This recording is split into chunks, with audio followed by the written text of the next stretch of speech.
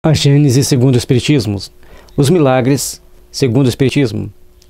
Capítulo 15. Os milagres do Evangelho. 15.2. Multiplicação dos pães. 48.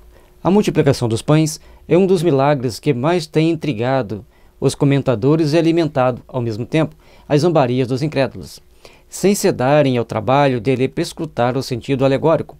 Para estes últimos, eles não passa de um conto pueril. Entretanto, a maioria das pessoas sérias avista a narrativa desse fato, embora sob forma diferente da ordinária, uma parábola, que se compara o alimento espiritual da alma ao alimento do corpo. Aí, nós vamos ver aqui o seguinte. Vamos andar mais um pouquinho para a gente poder fazer o comentário. Mas o básico aqui que o Kardec está dizendo, que tem os incrédulos, sempre os incrédulos, fazendo zombaria, debochando, não acreditando. Se pelo menos não interferissem negativamente, já estava bom. Mas faz parte do nosso processo de evolução convivermos com todas as adversidades do pensamento. E por outro lado, tem aqueles muito crédulos que levam no pé da letra. E tem aqueles que são capazes de abstrair para o alimento da alma e o alimento do corpo. Então vejamos. Pode-se, todavia, perceber nela mais do que uma simples figura e admitir, de certo ponto de vista, a realidade de um fato material, sem que, para isto, seja preciso se recorra ao prodígio. É sabido que uma grande preocupação de espírito, bem como a atenção fortemente presa a uma coisa, faz esquecer a fome. Então, se a gente está fazendo alguma coisa muito concentrado naquilo que nós estamos fazendo, a gente não tem fome, a gente não sente fome. Por outro lado, se a gente está fazendo um exercício, está fazendo um certo trabalho focado naquilo ali, também a gente sente menos fome. Agora, tem pessoas que, independente da situação, eles têm fome o tempo todo, eles estão sempre mordiscando alguma coisa. Então, nós temos que ver sempre os mais variados aspectos, ambos os lados dos fatos. Ora, os que acompanhavam a Jesus eram criaturas ávidas de ouvi-lo. Nada há, pois, de espantar em que, fascinadas pela sua palavra e também, talvez, pela poderosa ação magnética que ele exercia sobre os que o cercavam, elas não tenham experimentado a necessidade material de comer. Então, óbvio, naquele momento que eles estavam ali ouvindo Jesus, não tinha necessidade de comer. Portanto, que eles falam, eles terão de ir, irão para longe e não comeram nada até agora, terão fome. Então são dois aspectos diferentes. Prevendo esse resultado, Jesus nenhuma dificuldade teve para tranquilizar os discípulos, dizendo-lhes, na linguagem figurada, que lhe era habitual e admitido que realmente houvesse trazido alguns pães, que estes bastariam para matar a fome da multidão. Simultaneamente ministrava aos referidos discípulos um ensinamento com o lhes dizer, dai-lhes vós mesmos de comer. Ensinava-lhes assim que também eles podiam alimentar por meio da palavra. Tá certo, a palavra de Jesus é o pão da vida, é aquele que alimenta a nossa alma.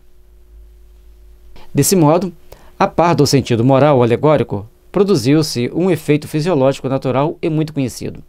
O prodígio, no caso, está no ascendente da palavra de Jesus, poderosa bastante para cativar a atenção de uma multidão imensa, ao ponto de fazê-la esquecer-se de comer. Esse poder moral comprova a superioridade de Jesus, muito mais do que o fato puramente material da multiplicação dos pães, que tem de ser considerada como alegoria. Aí, olhando por este lado, que a multiplicação dos pães foi uma alegoria, nós temos que procurar ver que Kardec está mostrando uma outra interpretação da parábola. São várias passagens, várias possibilidades que nós temos de interpretar. Portanto, naquela época, naquele momento que o Kardec estava comentando essa parábola, era o que tinha de mais sublime para que ele amenizasse os ânimos. Naquele momento, as pessoas ou eram muito incrédulas que zombavam e ficavam esperando que alguém desse uma interpretação diferente para zombar, ou, se a pessoa desse uma explicação muito transcendente, além desses que zombavam, tinha aqueles outros que não tinham percebido aquela situação, iriam ficar furiosos também. E Kardec, ele sempre foi moderador, ele nunca batia de frente com os lados, e ele deixava para a gente fazer uma reflexão. Vamos olhar a palavra de Jesus pelo pão da vida, a palavra que nos alimenta, o pão que traz alimento para a nossa alma. Mas lá na passagem diz: eles estão famintos, terão que caminhar longas distâncias e poderão desfalecer no caminho. Essa é a pergunta que é feita.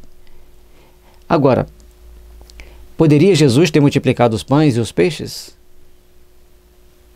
Essa explicação, aliás, o próprio Jesus a certificou em duas passagens seguintes. Então, tem um momento que Jesus vai falar do pão da vida e tem um momento que ele está falando do pão material. Aqui Kardec vai dar mais ênfase à parte mais teórica, mais filosófica, que nós podemos interpretar como alimento da alma. Mas no momento que os apóstolos questionam das pessoas terem fome, são duas passagens. Uma ele pega de 5 pães e 2 peixes, multiplica para 5.000 pessoas, e outra, não lembro agora a quantidade de pães e peixes, mas era uma menor quantidade, e ele multiplica para 4.000 pessoas. E esse 4.000 e 5.000 é contado os homens, não as mulheres e as crianças. Bom, a gente tem que ver, hoje, com as informações que nós temos hoje, com a mente das pessoas mais abertas no mundo de hoje, era perfeitamente possível Jesus multiplicar os pães e os peixes, porque nós vimos o site Sai Baba fazer coisa parecida. Se Sai Baba fazia coisa parecida, de multiplicação de matéria, de materialização de algumas coisas, como cordão de ouro, às vezes uma penca de banana, sim, ele materializava as coisas bem diferentes. Se, guardadas as devidas proporções, Sai Baba podia fazer isso, Jesus poderia fazer o que ele quisesse. Porque ele tinha um magnetismo muito mais puro. Aos seguidores de Sai Baba, nós não estamos diminuindo o Sai Baba, admiramos-lo muito. Mas é necessário então compreendermos que todos nós precisamos fazer por onde agirmos da melhor forma possível, por onde edificarmos as bênçãos de amor e de paz em nosso coração. Mas, acima de tudo, nós temos que procurar entender Jesus de um ponto de vista muito mais transcendente do que aquele que normalmente nós queremos olhar para o nosso mundo e ao nosso redor. Assim também, como os espíritos materializavam muitas coisas por Kardec, e eles explicavam que traziam de outros lugares para ali, mostrando essa possibilidade, mas logicamente que o Kardec não queria se expor a determinadas situações. Para Jesus, era perfeitamente possível. Assim como Moisés materializou o maná no deserto. Então, do orvalho da manhã, que tinha nas plantas, cada gota de orvalho virava um pão para cada uma daquelas pessoas. E ninguém poderia pegar 2. Se pegasse 2, o pão murchava. E os 2 ficavam sem. Então, cada um tinha que pegar um pão, compartilhar entre eles ali amorosamente aquele um pão, porque era o que eles tinham para comer, até que chegassem à terra prometida.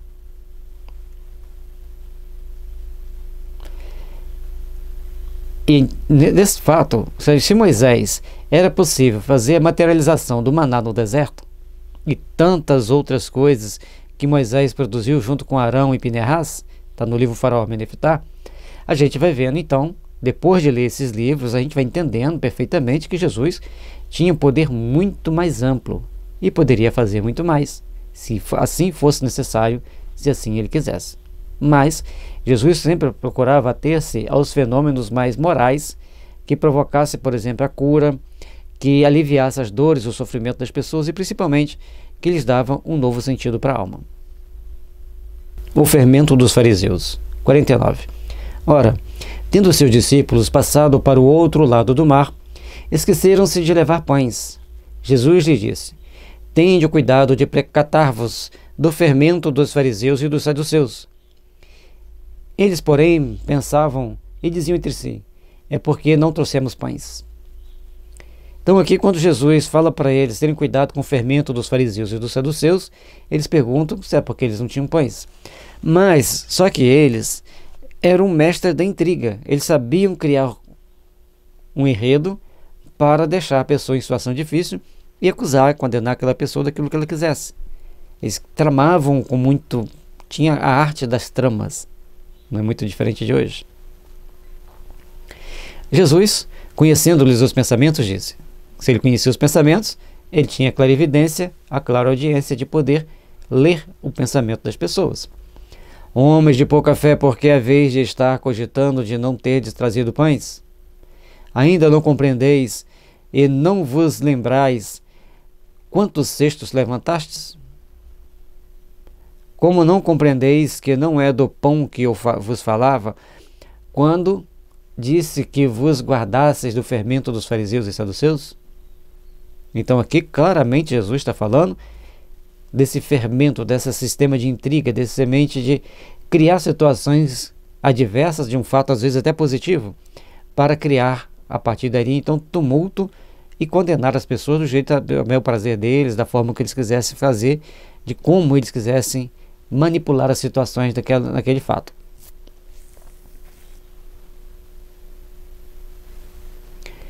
Eles então compreenderam que ele não lhes dissera que se preservassem do fermento que se põe no pão, mas da doutrina dos fariseus e dos saduceus. Mateus capítulo 16, versículos 5 a 12. Isso é muito importante para nós entendermos aqui que Jesus está falando exatamente das intrigas, das fofocas, das artimanhas que então eram colocadas no meio do caminho dos apóstolos, colocando-os em situações às vezes difíceis e delicadas, para a partir dali tirar algum tipo de proveito, criar daquela situação um embaraço para eles, para tentar condená-los de alguma forma, ou seja, ter o cuidado das mesquinharias humanas. Aqui, portanto, o fermento no sentido figurado, o fermento no sentido de envenenar uma relação, envenenar um fato, um momento ou a população contra os seus discípulos.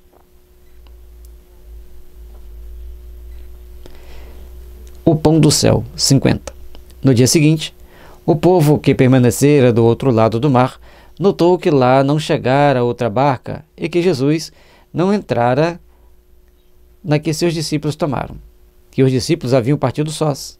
E como tinham chegado depois outras barcas de Tiberíades, perto do lugar onde o Senhor, após render graças, os alimentara com 5 pães.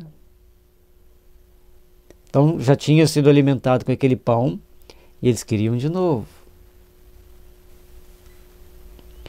E como verificassem por fim que Jesus não estava lá, tampouco seus discípulos entraram naquelas barcas e foram para Cafarnaum em busca de Jesus. E tendo-o encontrado além do mar, disseram-lhe: Mestre, quando vieste para cá? É interessante porque Jesus estava do outro lado do mar, não entrou na barca, mas chegou do lado de cá. Não é assim que supõe?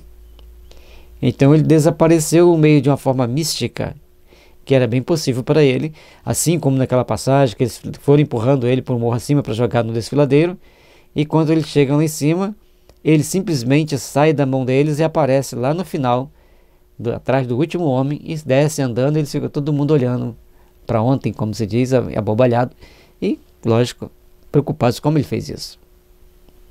E aqui também ele some de um local e aparece no outro. Era comum cenas como essas na vida de Jesus.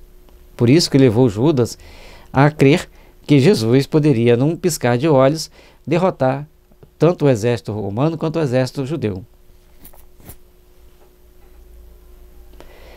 Jesus lhes respondeu: em verdade vos digo que me procurais, não por causa do milagre que vistes, mas porque eu vos dei pão a comer e ficastes saciados. Trabalhai por ter não o alimento que perece, mas o que dura para a vida eterna, e que o Filho do Homem vos dará. Porque foi nele que Deus, o Pai, imprimiu seu selo e seu caráter. Aqui tem uma passagem interessante, que já dá para a gente entender que Jesus lhes ofereceu o pão físico. Mas não era um pão igual aos outros pães, era um pão diferente, tinha um sabor diferente, tinha uma capacidade de nutrir de uma forma diferente e diferenciada. Portanto, eles vão procurar Jesus. Não encontram daquela margem do lago, atravessam o lago e vão falar com ele. Jesus, já pressentindo o que eles estavam pensando, está dando uns puxão de orelha. E fala que eles tinham que trabalhar para conseguir o pão, para ter o alimento.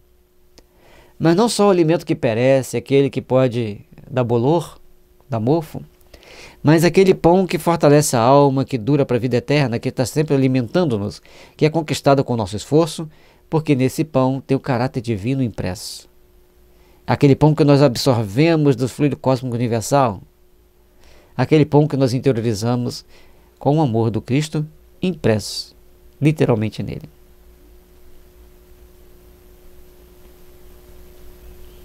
Perguntaram-lhe eles: que devemos fazer para produzir obras de Deus? Respondeu-lhes Jesus: a obra de Deus é que creiais no que ele enviou. Para aqueles homens ali, para nós, não temos que fazer prodígio, não temos que fazer curas, se for possível, se tivermos permissão e autorização, que façamos. Mas, acima de tudo, tenhamos fé em Jesus Cristo, passamos a crer em Jesus Cristo. Entender que ele veio ao mundo trazer uma lição de amor, de paz e de solidariedade. O mais transcendente possível de todos os tratados de psicanálise. Olhe para dentro de você mesmo, ame a você mesmo, livre-se de todos os sentimentos malévolos que você possa ter. Assim, você estará se alimentando, se nutrindo do pão divino, fortalecendo-se espiritualmente para os embates da vida, e muitas das adversidades que poderiam bater à sua porta serão desviadas pela força psíquica que você desenvolveu em si. Pergunto-lhe então: que milagre operarás que nos faça crer vendo-o? Que fará de extraordinário? Nossos pais comeram o maná do deserto, conforme está escrito: ele lhes deu de comer o pão do céu.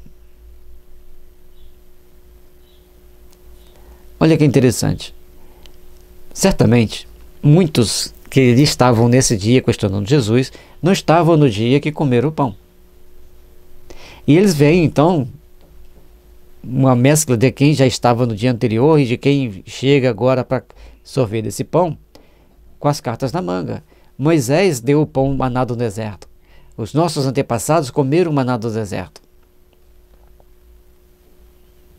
E o que você vai nos oferecer, Jesus? Nós estamos aqui para receber alguma dádiva divina que você traga para nós.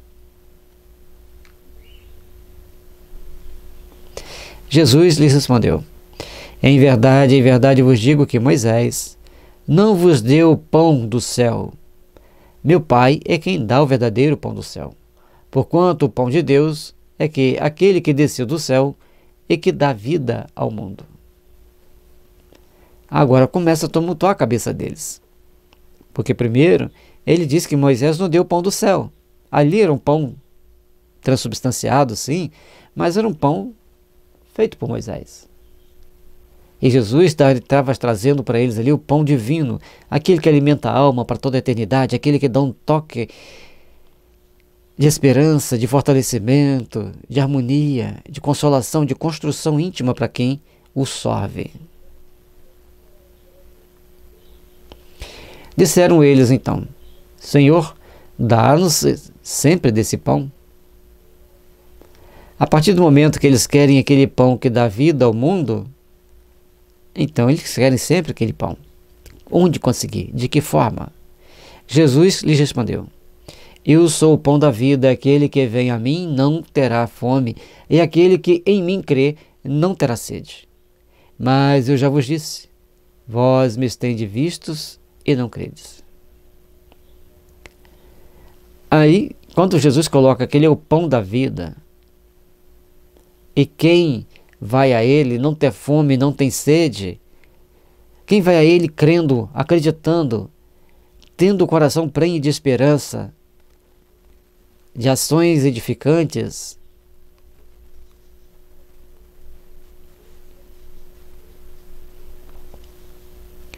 tudo isso faz para nós e traz para nós um sentimento de engrandecimento íntimo, de fortalecimento do nosso coração, dos nossos sentimentos, para que a gente possa então entender a importância da fé em Deus.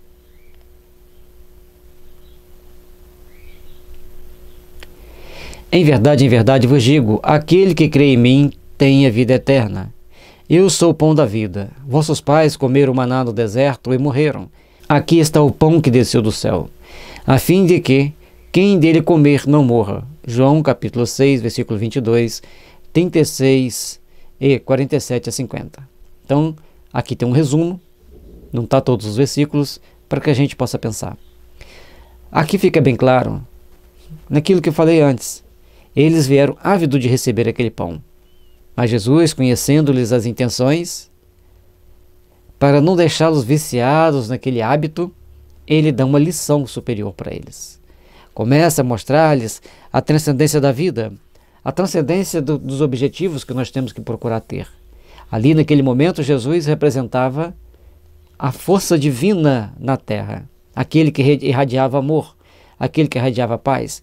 E quem soubesse sorver aquele pão da verdade, aquelas palavras que ele falava para alimentar as suas almas, nunca morreria, porque a questão da morte, da vida, no sentido oriental, é vivo é quem acredita, quem sabe viver as coisas espirituais. Morto quem está apegado às coisas da matéria.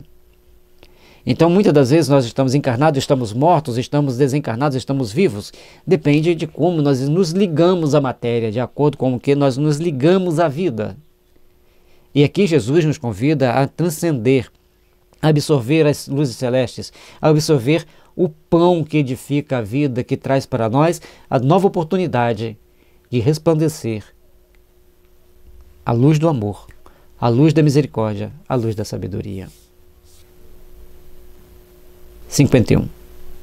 Na primeira passagem, lembrando o fato precedentemente operado, Jesus dá claramente a entender que não se trata de pães materiais, pois, a não ser assim, careceria de objeto a comparação por ele estabelecida com o fermento dos fariseus. Ainda não compreendeis, diz ele, e não vos recordais de 5 pães bastaram para 5.000 pessoas e que 2 pães foram bastante para 4.000? Aqui, certo? Vou discordar de Kardec, me perdoem, mas Jesus está mas lembrando que Kardec naquele momento era o que ele tinha para falar mesmo, para passar para as pessoas mesmo, porque qualquer coisa a mais que ele colocasse iria ter muito mais problemas do que benefício. Portanto, ele mesmo diz em várias oportunidades que os Espíritos revelam de acordo com o momento, de acordo com as circunstâncias, mas deixando uma brecha para lá na frente poder acrescentar aquilo que se precisava acrescentar. Vou repetir aqui a questão que eu já tinha falado de um sonho em estudos anteriores. Quando nós desenvolvemos um software, então ele vai fazer aquele software, ele vai sendo aprimorado. Os softwares são os programas de computador. Mas o hardware, ele vai ser aprimorado. Mas se eu compro um HD, por exemplo, esse celularzinho aqui antigo, ele tem um hardware aqui dentro. Esse hardware não dá para ser aproveitado para um celular mais sofisticado de hoje, para um smartphone. Mas o software que tinha aqui, ele vai sendo aprimorado. O que estava aqui aprimorou-se e da base desse software criou-se os mais sofisticados para os smartphones. Ah, mas você vai falar assim, mas não tem nada a ver, os aplicativos que tem nesse celular aqui são muito simples. Sim, mas primeiro nós criamos uma coisa simples, para depois outra mais sofisticada. Mas o que tem aqui, se você vai estudar a criação do software, desenvolvimento do software, você vai ter que aprender como que fez o simples, para depois você entender como que se faz um mais sofisticado. Assim, a doutrina espírita traz para nós uma base, um software para aquele momento, para aquele entendimento, para mais tarde, aquele software ser devidamente digerido, devidamente entendido, para que um outro software mais sofisticado possa adentrar em nossa mente, que nós já temos condições de aceitar. Software é o programa, é a ideia, é a inteligência, é o raciocínio, é a interpretação. Colocando aqui no sentido de entender o Evangelho. Como não compreendestes que não era de pão que vos falava, quando vos dizia que vos preservasseis do fermento dos fariseus? Esse confronto, nenhuma razão de ser teria na hipótese de uma multiplicação material. O fato fora de si mesmo, muito extraordinário, para ter impressionado fortemente a imaginação dos discípulos que, entretanto, pareciam não mais lembrar-se dele. Logicamente aqui tem razão de ser isso aqui. E se a gente levar em conta que eles tivessem esquecido. Mas, normalmente, quando alguém nos fala de alguma coisa muito transcendente, a primeira coisa que nós vamos entender é aquilo que seja mais próximo possível dos nossos sentidos, do nosso entendimento, dos fatos que estão acontecendo. Depois, ao recebermos um toque a mais, a gente vai perceber a transcendência do assunto. No primeiro momento, eles ficaram preocupados para precaver do fermento dos fariseus e saduceus. Eles pensaram assim: então não podemos comprar fermento na loja que seja deles, vamos comprar em outras lojas para fazer o pão, que estavam preocupados em ter pão para comer. Aí Jesus: não é desse pão que eu estou falando. Eu estou falando do pão, do fermento dos fariseus, das intrigas, das artimanhas, das querelas que eles arrumavam. Aí eles caíram a ficha e entenderam que era aquela filosofia de vida que eles aplicavam para obter, para conseguir as coisas que eles queriam. É também o que não menos claramente ressalta do que Jesus expendeu sobre o pão do céu, empenhando em fazer que seus ouvintes compreendessem o verdadeiro sentido do alimento espiritual. Trabalhai, diz ele, não por conseguir o alimento que perece, mas pelo que conserva a vida eterna e que o Filho do Homem vos dará. Então, todos nós temos que procurar compreender essa situação que Jesus traz para nós. Existe uma necessidade que nós temos de buscar o pão do corpo, que a gente busca no dia a dia, com o nosso trabalho, com nossas economias, aquela busca para alimentar o nosso corpo. Mas precisamos, acima de tudo, aprender a alimentar nosso espírito com as orações, com as meditações, com os pensamentos elevados, com bons sentimentos. Portanto, todos os ensinamentos de Jesus ele deixa sempre para nós os vários aspectos que a vida traz para a transcendência do entendimento que devemos ter. Esse alimento é a sua palavra, pão que desceu do céu e dá vida ao mundo. Eu sou, declara ele, o pão da vida. Aquele que vem a mim não terá fome, e aquele que em mim crer nunca terá sede. Logicamente que nós temos fome, nós temos sede, cremos em Jesus. Então nós estamos sabendo sorver o alimento divino? Certamente também.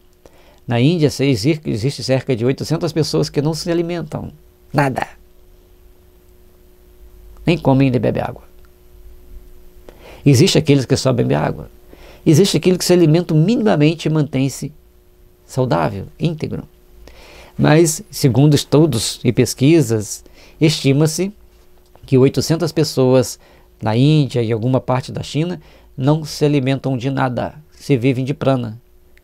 Então, quando nós tivermos plena sintonia com Jesus, nós poderemos nos alimentar de prana. Ainda nos apegamos a muitas coisas materiais, por isso temos que comer. É outra interpretação. Conforme eu disse, com as informações que temos hoje, podemos então ampliar muito os entendimentos dos textos sagrados. Porque já criaram várias bases. Já lemos Rochester, já lemos Satya Sai Baba, já lemos as obras básicas várias vezes.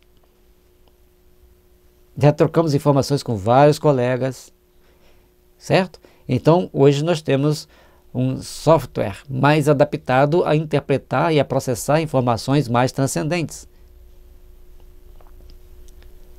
Como dizem meus filhos, não é dom, não é privilégio, é dedicação, esforço e treinamento. Então, as crianças hoje têm umas tiradas interessantes. A gente fala, mas você tem um dom tão belo de pintar, de desenhar? Não, isso não é dom. Isso é muito treinamento. E assim a gente tem que entender esses recados para a nossa vida também. São muito treinamento. Tais distinções, porém, eram por demais sutis para aquelas naturezas rudes que somente compreendiam as coisas tangíveis. Para eles, o maná que alimentara o corpo de seus antepassados era o verdadeiro pão do céu. Aí é que estava o milagre. Se, portanto, houvesse ocorrido materialmente o fato da multiplicação dos pães, como teria ele impressionado tão fracamente aqueles mesmos homens, a cujo benefício essa multiplicação se operara poucos dias antes, ao ponto de perguntarem a Jesus. Aqui nós temos que entender que é a minha interpretação. Não vou estar discordando de Kardec, ele criou uma base para que eu possa pensar hoje diferente. Ele não disse que eu tenho que concordar com tudo que ele escreveu e pensar igual a ele. Ele deixou para que os ensinamentos para que nós transcendêssemos o entendimento. Nunca que ele está errado. É logicamente que Kardec trouxe aqui para nós uma base do raciocínio que naquele momento todos concordavam. E acharam, olha que interessante, foi isso mesmo. Mas veja bem, aqueles homens eram astutos. Eles não eram tão simples como a gente pensa. Eles chegaram ali desafiando Jesus, querendo que Jesus fizesse de novo os pães para eles comerem. E quem pode garantir que entre eles não tinha alguns representantes do sacerdócio, dos escribas, dos fariseus, dos saduceus, daquele povo mais encrenqueiro que estava sempre querendo criar problema para, a partir de algum possível falha no entendimento deles, incriminar Jesus. Portanto, eles estavam ávidos que Jesus multiplicasse novamente os pães. E aí, nesse momento, Jesus pega e dá uma chave neles, mostrando que eles tinham que buscar o pão do céu. Lembra? É importante entender que Jesus tinha presciência dos fatos. Ele via além do que as pessoas estavam vendo. Ele lia o pensamento daquelas pessoas. Era realmente por demais transcendente que não temos como dimensionar perante a nossa pequenez.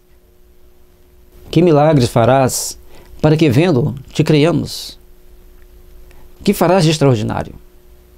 Eles entendiam por milagre os prodígios que os fariseus pediam, isto é, sinais que aparecessem no céu por ordem de Jesus, como pela varinha de um mágico. Ora, o que Jesus fazia era extremamente simples e não se afastava das leis da natureza. As próprias curas não revelavam um caráter muito singular nem muito extraordinário. Para eles, os milagres espirituais não apresentavam grande vulto. E o que eles queriam, então, naquele momento, era provocar. Queriam sempre sinais, e quanto mais se oferecia sinais, eles queriam mais sinais. Quantas pessoas vão à casa espírita esperando um sinal? Esperando ver uma pessoa incorporada fazer uma grande previsão? De preferência que ele fale os números da sorte? De preferência que ajude a mostrar para ele o caminho do enriquecimento fácil, sem trabalho? Ainda existem pessoas assim. Todos nós, então, temos que começar a desenvolver nossos sentimentos para pensarmos sempre na edificação do bem, da luz e da fraternidade entre nós. Precisamos procurar construir e edificar em nosso coração novos sentimentos, novos ideais. Não podemos ficar esperando sinais extraordinários. Precisamos aprender a viver extraordinariamente segundo os princípios do Evangelho. Por mais difícil que seja, por mais desafiador que seja, é o nosso objetivo, é a nossa meta.